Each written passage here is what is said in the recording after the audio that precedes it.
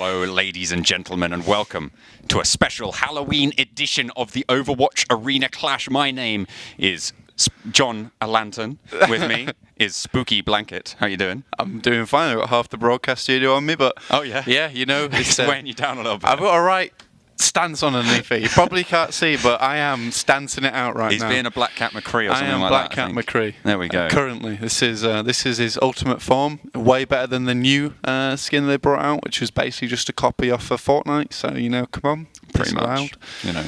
Figure it out, get it done. But no, today we aren't just celebrating Halloween. Of course, it is going to be a couple of matches for you.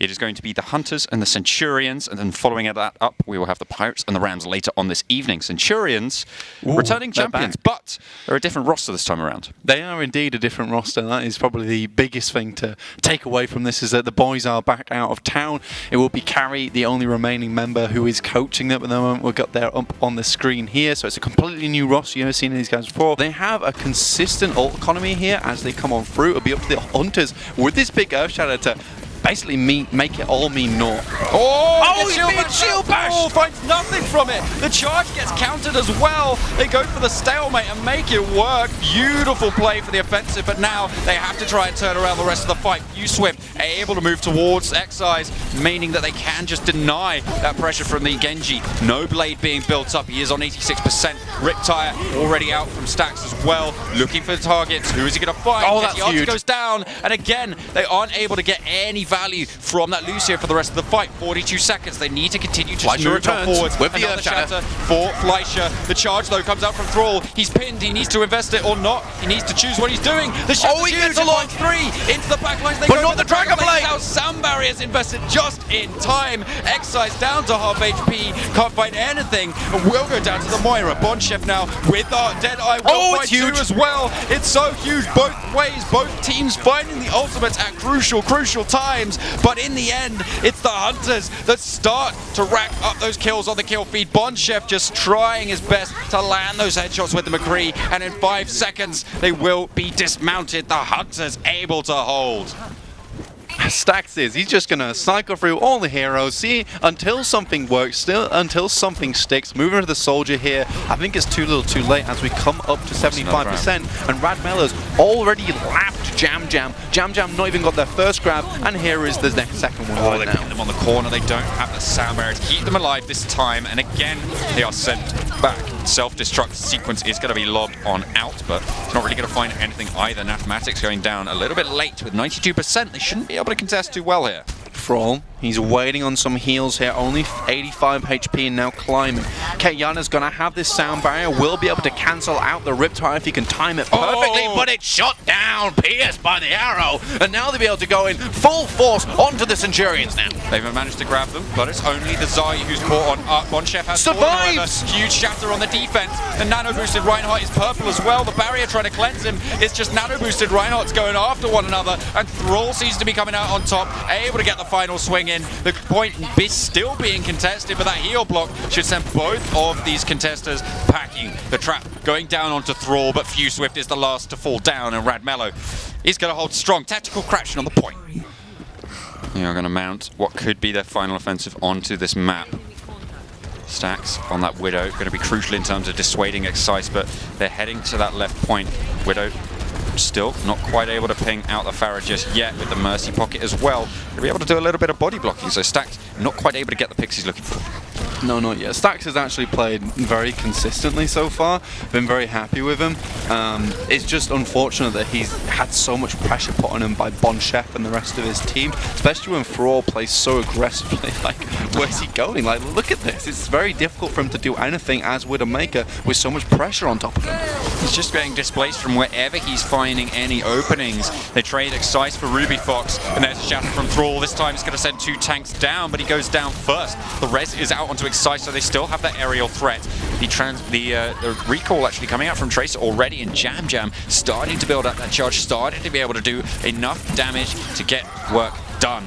The poison grenade, or the venom trap, there's the one, is going to be able to take down Chazman. They're trading it back and forwards yet again. They get the D-Mech. Tracer looking for those headshots. Bonchef just keeps on going, and Excise has the rocket barrage as well onto the point. It's going to allow Thrall to get back. Ruby Fox trying to move on forwards, but there's a Reinhardt. He has that hammer. It just does so much damage to these small targets, and with the mini diva there, it's only Taxes who can try and step onto the point. Going to be able to contest, just for touch. one last moment. They hold on to the concept of not losing that first point. Unfortunately, it is not to be. The Hunters take Volskaya.